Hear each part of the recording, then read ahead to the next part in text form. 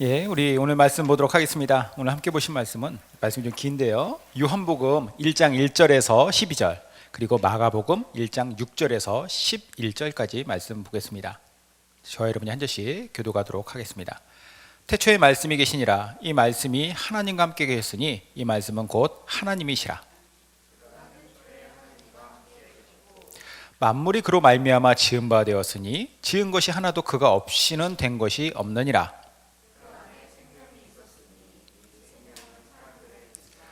빛이 어둠에 비치되 어둠이 깨닫지 못하더라.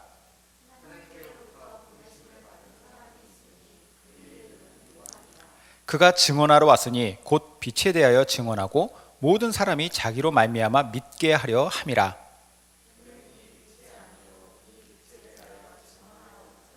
참빛 곧 세상에 와서 각 사람에게 비치는 빛이 있었나니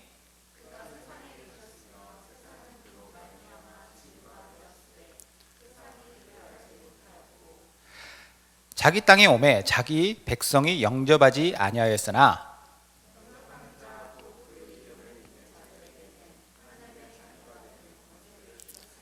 이는 혈통이나 육정으로나 사람의 뜻으로 나지 아니하고 오직 하나님께로부터 난 자들이니라.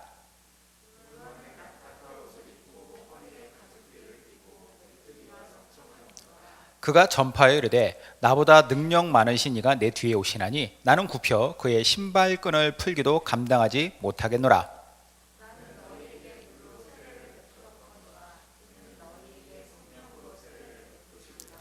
그때 예수께서 갈릴리 나사렛으로부터 와서 요단강에서 요한에게 세례를 받으시고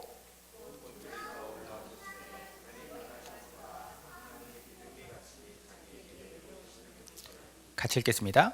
하늘로부터 소리가 나기를 너는 내 사랑하는 아들이라 내가 너를 기뻐하노라 하시니라.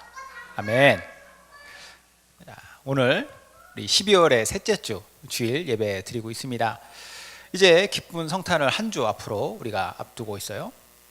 우리가 매년 맞이하는 성탄절이지만 올해에도 역시 우리는 이런 다짐으로 성탄을 맞이했으면 좋겠습니다. 이 성탄의 주인이 누구신가? 오직 예수 그리스도이시기 때문에 예수님께 집중하고 예수님께 영광이 되는 그런 아름답고 복된 성탄이 되길 바랍니다. 그런 의미에서 우리는 지난주에 이어서 예수 그리스도 그분이 누구신가에 대한 말씀을 같이 보고 있습니다. 오늘 우리가 나눌 말씀은요, 사도 요한이 기록한 말씀이에요. 요한복음이라고 되어 있죠. 요한복음. 그리고 또 마가라고 하는 사람이 기록한 마가복음이 있어요. 이 두 개의 복음서를 우리가 교차적으로 보도록 하겠습니다. 먼저 요한복음이에요. 요한복음. 요한이 누구냐? 여러분들도 잘 아시다시피 요한은 본래 형인 야고보와 그리고 또 동네의 형인 베드로와 함께 갈릴리 호수에서 고기잡이하던 어부였습니다. 어부로 살다가 예수님의 제자로 부르심을 받아요. 이 세 사람이 부르심을 받으면서 베드로와 야고보와 요한은 예수님의 최측근, 가장 측근의 제자로서 활동을 하죠.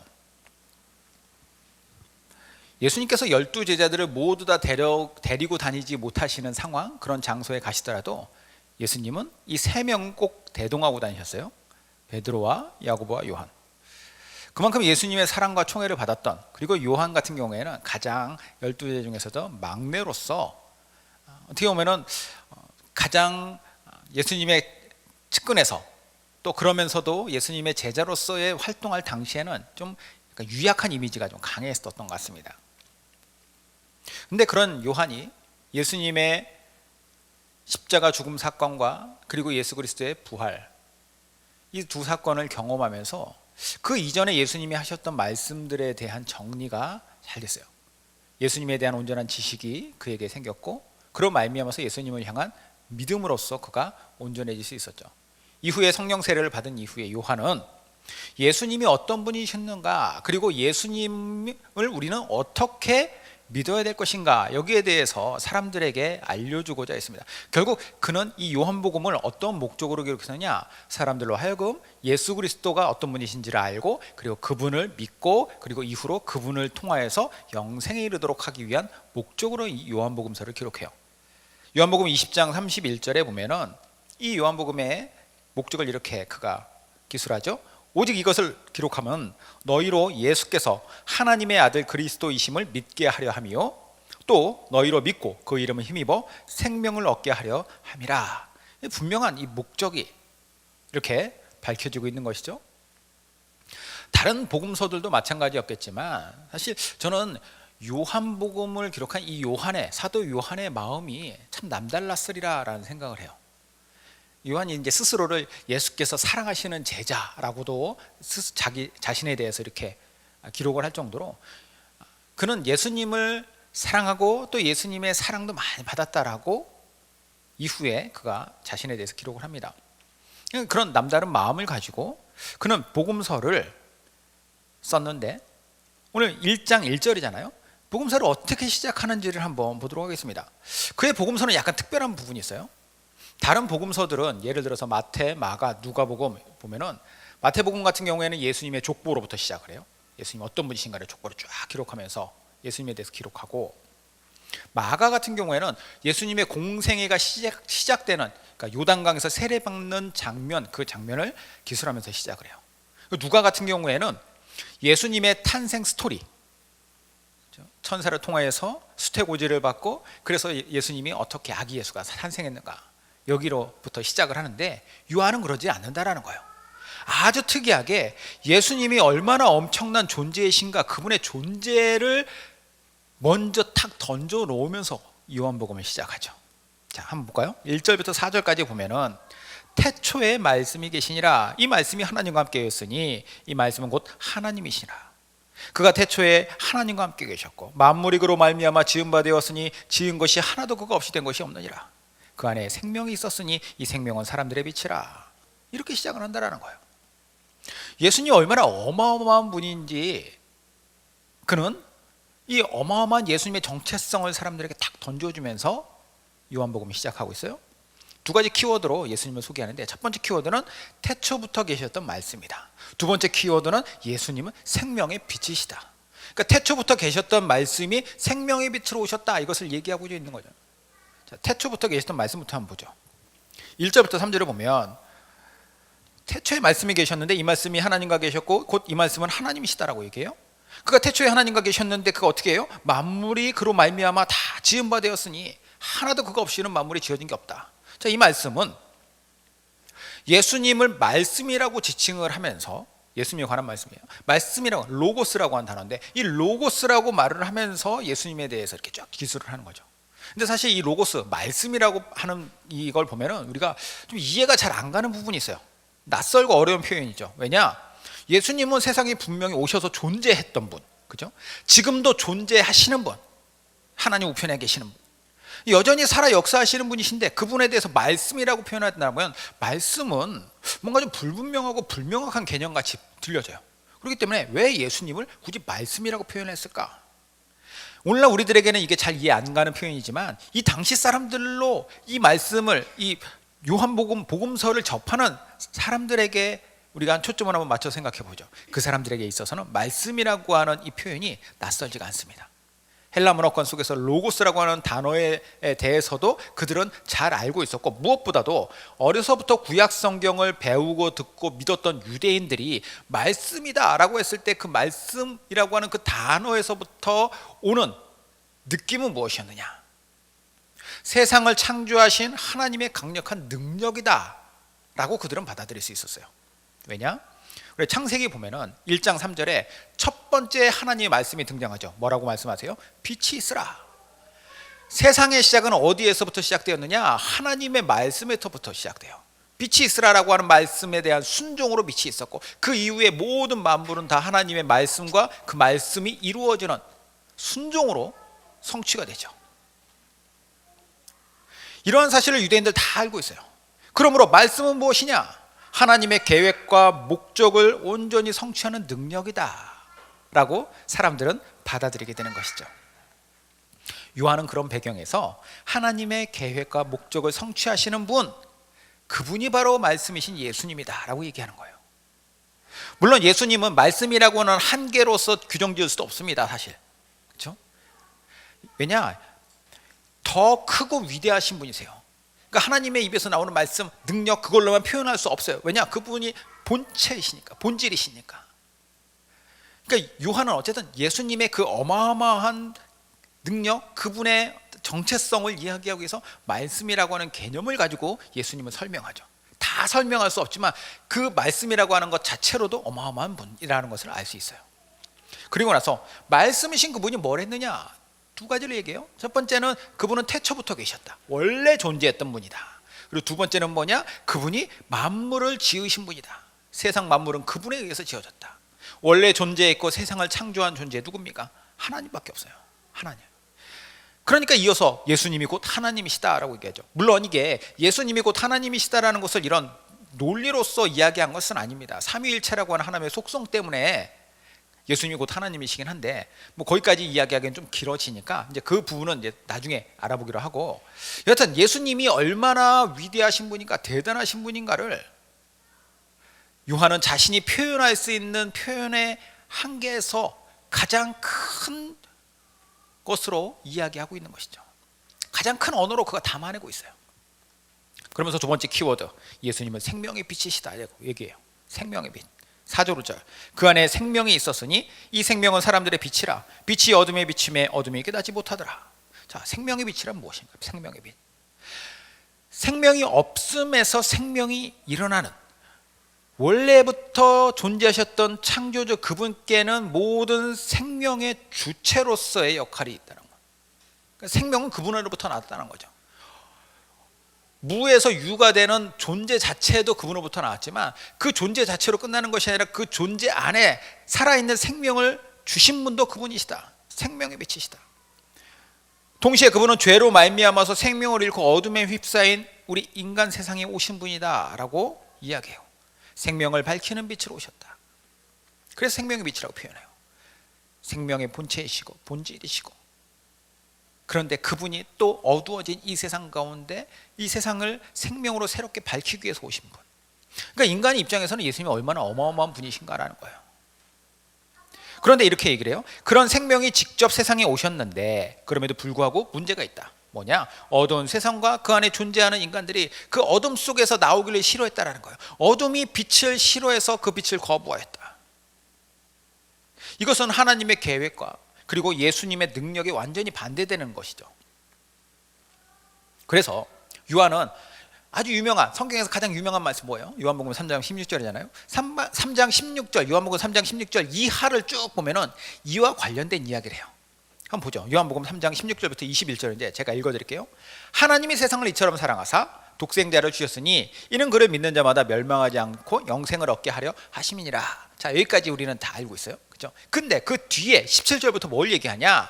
하나님이 그 아들을 세상에 보내신 것은 세상을 심판하려 하심이 아니요 그로 말미암아 세상이 구원을 받게 하려 하심이라. 그를 믿는 자는 심판을 받지 아니하는 것이요 믿지 아니하는 자는 하나님의 독생자의 이름을 믿지 아니함으로 벌써 심판을 받은 것이라. 그 정죄는 이것이니 곧 빛이 세상에 왔을 때 사람들이 자기의 행위가 악함으로 빛보다 어둠을 더 사랑한 것이니라. 악을 행하는 자마다 빛을 미워하여 빛으로 오지 아니하나니 이는 그 행위가 드러날까 함이요 진리를 따르는 자는 빛으로 오나니 이는 그 행위가 하나님 앞에서 행한 것임을 나타내려 함이라 하시니라. 무슨 말씀인지 이해되세요? 하나님이 세상을 사랑하였어요. 그래서 독생자를 보내주셨습니다. 그래서 그 독생자를 통해서 믿는 자는 멸망치 않고 구원하기를 원하셨다라는 거예요. 그런데 그 독생자가 오셨는데 그 독생자가 오시기 이전의 세상의 상태는 무엇이냐? 중간에 있는 상태가 아니라 그냥 멸망 자체의 상태, 어둠 자체의 상태였다는 거예요. 그래서 그 어둠의 빛으로 오셔가지고 건져내기 위하여서 오셨는데 사람들은 어둠이 더 좋기 때문에 어둠에 더 익숙하고 어둠을 더 사랑하기 때문에 빛을 거부하였다는 거죠. 그러면 하나님이 심판을 한 것이 아니라 이미 그들은 그 심판 가운데 있으면서 심판에서 구원받기를 거절했다라는 거죠. 그러나 구원받는 자는 그 빛 가운데 나와 빛으로 말미암아 생명이 그 안에 들어가 그들도 역시 생명에 행할 수 있게 되었다. 이게 바로 이 요한복음 3장에서 16절 이하에서 이야기하는 거예요. 이처럼 사도 요한은요, 태초부터 말씀이자 생명에 비치신 예수님에 대해서 이렇게 선포하면서 복음서를 시작을 하는데, 그리고 이어지는 6절부터는 이와 같이 위대한 분이 오실 때 그냥 아무도 몰래, 그러니까 암행어사 막 출두하듯이 아무도 몰래 오신 것이 아니라 이미 그분에 대하여서 미리 와서 예비한 사람이 있었다. 이것을 이어서 얘기를 해요. 그의 이름은 누구냐? 또 요한이라고 나오죠. 요한. 자, 사도 요한이 세례 요한을 소개하고 있어요. 다른 요한이에요. 여기서 말하고 있는 6절에 나오는 등장하는 요한은 세례 요한입니다. 하나님께서는 예수님을 미리 예비하기 위해서 증언할 사람을 보내주셨습니다. 그가 바로 세례 요한인데 6절에서 8절, 하나님께로부터 보내심을 받은 사람이 있으니 그의 이름은 요한이라. 그가 증언하러 왔으니 곧 빛에 대하여 증언하고 모든 사람이 자기로 말미암아 믿게 하려 함이라. 그는 이 빛이 아니요 이 빛에 대하여 증언하러 온 자라.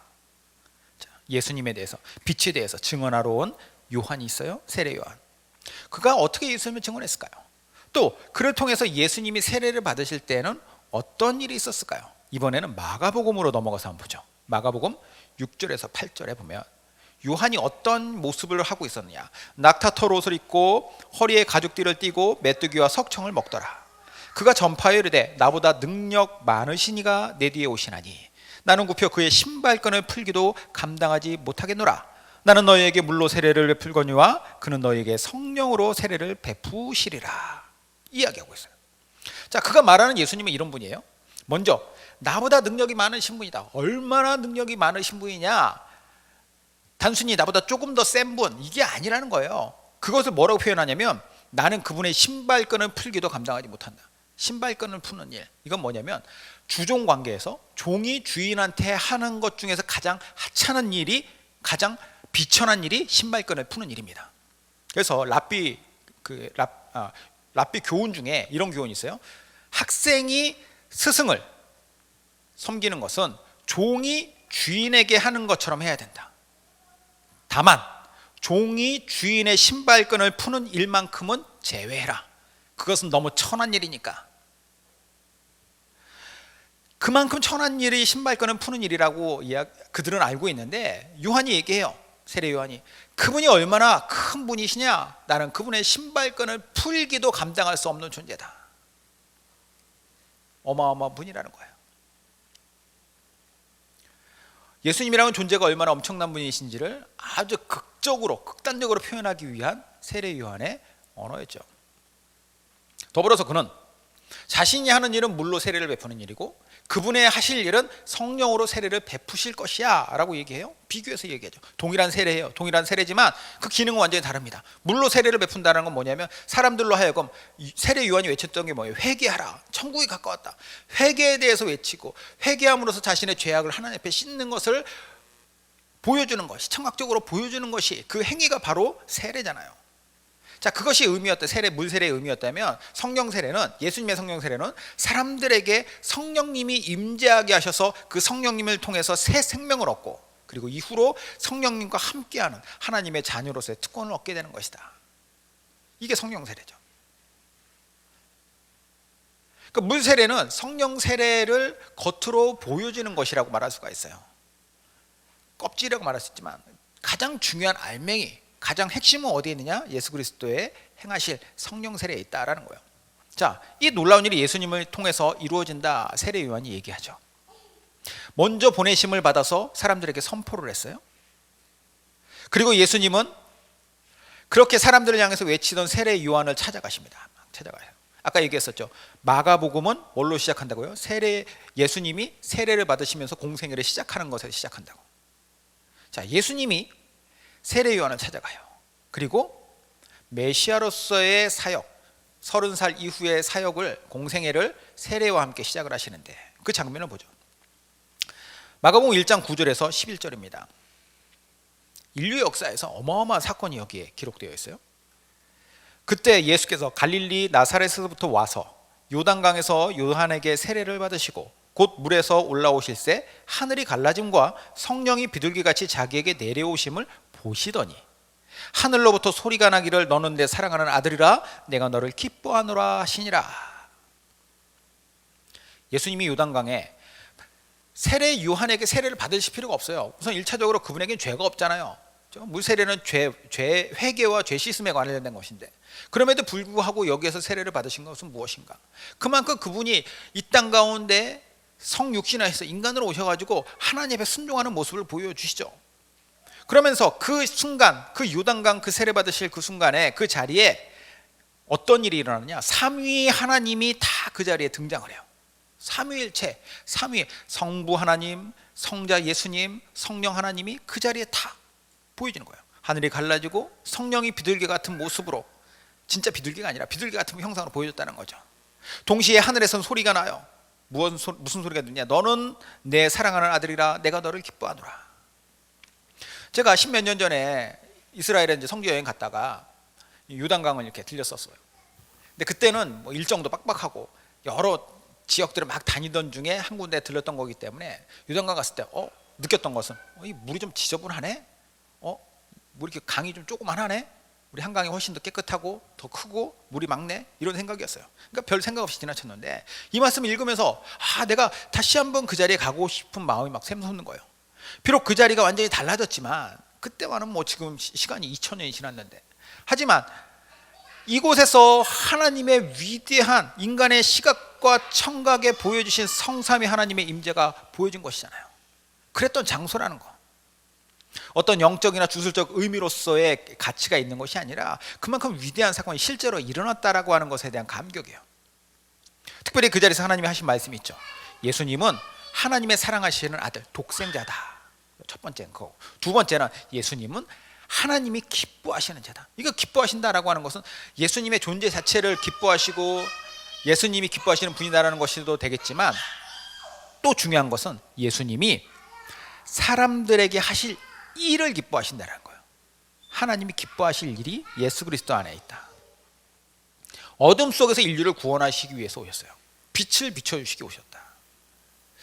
저는 우리가 이 위대한 사실을 알고 믿는다라고 하는 사실이 얼마나 큰 감격인가. 그 일의 당사자이신 예수님을 사람들은 어둠 속에서 예수님을 찾지 않고 빛을 오히려 배척했는데 우리가 빛 가운데 나갔다는 사실이 얼마나 놀라운 일입니까? 우리가 뭐라고 어둠 속에서 빛으로 나올 수 있었어요? 우리가 뭐라고 그 놀라운 특권인 성령 세례를 받을 수 있습니까? 다 은혜죠.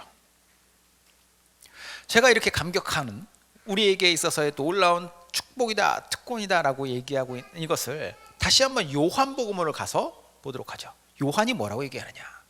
자, 9절부터 13절이에요.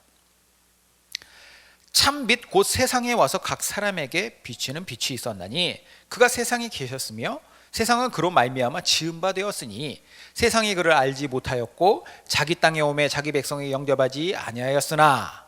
자, 여기까지는 앞에서 다 얘기했던 거죠. 그런데 12절에 영접하는 자 곧 그 이름을 믿는 자들에게는 하나님의 자녀가 되는 권세를 주셨으니 이는 혈통으로나 육정으로나 사람의 뜻으로 나지 아니하고 오직 하나님께로부터 난 자들이니라. 아멘. 자, 세상의 대부분의 사람들이 그분을 거부했다고 했어요. 그런데 우리는 그분을 영접하고 믿게 되었다. 그런데 그 영접하는 자에게는 어떤 특권을 준대요? 하나님의 자녀가 되는 특권을 준대요. 그렇죠? 이게 곧 구원받는다라고 하는 것이잖아요. 그런데 여기서 또 하나의 감격스러운 포인트가 뭐냐면 13절이에요. 이는 혈통으로나 육정으로나 사람의 뜻이 아니라 하나님에 의해서 된 것이다 라고 얘기하는 거죠. 무슨 말이에요? 인간이 내 힘과 내 어떤 능력으로 내가 이렇게 타고나서 믿으려고 타고나서 믿는 게 아니고, 내가 똑똑해서 내가 스스로의 어떤 지각으로 그분을 믿게 된 것도 아니고, 내가 내 어떤 뭐 계획을 통해 가지고 이렇게 하다 보니까 내가 믿게 된 것도 아니라는 거예요. 무엇으로 되느냐? 하나님을 통해서, 하나님으로부터 났다라고 하는 거죠. 났다. 이렇게 해서 하나님의 자녀가 됐다. 이것을 교리적인 용어로 뭐라고 하냐? 양자라고 해요. 양자. 양자는 내가 나를 자식으로 받아주세요가 아니라 나를 자식으로 받아주기 위한 그분이 우리를 픽했다라는 거예요. 우리를 선택하여서 우리를 양자 삼아 주셨다. 이게 바로 하나님에 의해서 자녀가 된 것이다. 그러므로 우리는 이것을 은혜라고 부르는 거죠. 다시 한번 정리를 해보면 이런 거예요. 태초부터 계셨던 이 세상을 창조하신 말씀, 그리고 생명의 주체자, 주관자, 그 생명의 주관자가 어둠 가운데서 죽을 수밖에 없는 심판 가운데 있는 우리들을 위하여서 세상에 생명의 빛으로 오셔서 그 빛을 비춰주셨는데, 우리를 포함한 모든 사람들은 다 그 빛을 거부하고 어둠 가운데서 행하는 것을 오히려 당연한 것이라고 생각하다가 그냥 그렇게 죽을 수밖에 없는 우리가 어떻게 하여서 우리가 하나님의 자녀가 되었던 거? 이것은 하나님에 의해서 된 것이다. 이것이 바로 하나님의 계획과 실현과 적용이에요. 삼위 하나님이, 성부 하나님이 계획하셨고, 성자 예수님이 실현하셨고, 성령 하나님이 우리에게 적용하셨다. 그리고 이 모든 것의 가장 중심이 되는, 가장 핵심이 되는 키, 예수님이 오신 것을 기념하는 날이 바로 다음 주에 있을 12월 25일 성탄절이죠.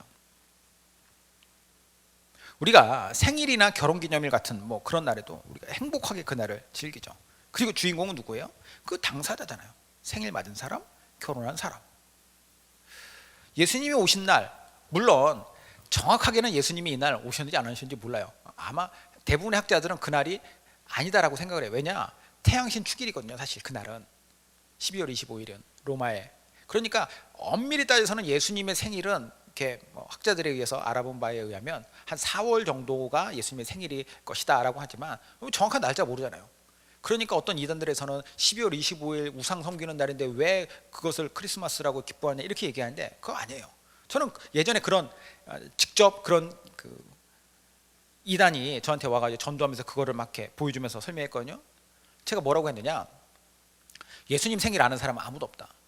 그러면 그 생일이 언제인지 아무도 모른다라고 해가지고 예수님이 오신 그 사실을 우리가 부정할 수 있느냐? 아니라는 거예요. 오신 것은 확실한데 그 오신 날을 예전에 그 날을 예수님이 12월 25일 날 오신 것으로 예수님을 기념하면서 지키자라고 제정해 놨다면, 그래서 세상에 있는 모든 사람들이 다 그렇다라고 생각한다면 굳이 내가 그 날을 다른 날이 맞는데 왜 이 날이 생일이라고 얘기하느냐라고 말을 하면서 그 날을 안 지킬 이유가 없다라는 거예요. 중요한 건 무엇이냐? 언제 있냐가 중요한 게 아니라 그분이 오셨다라고 하는 사실, 그리고 이것을 우리가 기억하고 기념한다는 사실이라는 거예요. 거기에 우리의 방점을 두고 있어야 된다는 거예요. 성탄의 의미를 우리가 오롯이 깊이 새기고 이 모든 것을 빈틈없이 이루신 우리 삼위의 하나님 앞에 감사하는 우리가 되길 바라고요. 그리고 우리 성탄을 그렇게 기쁘게 맞이하는 우리 모두가 되기를 주님의 이름으로 축원드립니다. 우리 같이